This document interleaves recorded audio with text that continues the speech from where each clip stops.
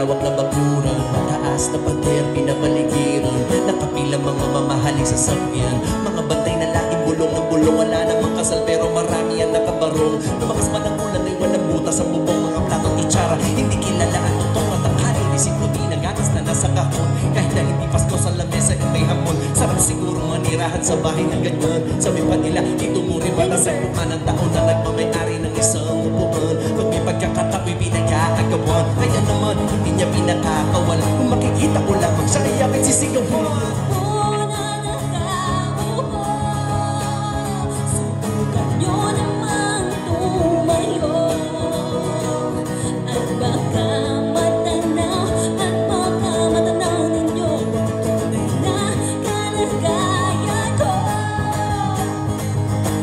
Walang ako sa taong nakaupo. Alam niyo ba patakan ng tigas namin, hindi puno ang tingnig ng bahay namin ay pinagtag-bitag ng yero. Sa gabi na sobrang init, tumutunaw ng yelo na di kaya bilhin no pang ilang sa inom. Pinakulong tubig sa lumanta ko ring uling-uling, gamit ang pagkatong ng inanod lamang sa estero. Na nag-isilbing kusina sa umaga, yung ibanyaw ang aking ininang may kayaman ng isang kaldero. Na nagagamit ng pag ang aking ama ay sumeldo, pero kulang na kulang pa rin, kulang na tuyot asin. 50 pesos sa maghabi pagkakasyahin, di ko alam kung talaga maraming harap. Mataas lang ang bakot na nagbubulag-bulagan lang ako kayo. Kahit sa dami ng pera nyo, walang doktor na makapagpapalinaw ng mata nyo kaya huwag kang masyadong halata.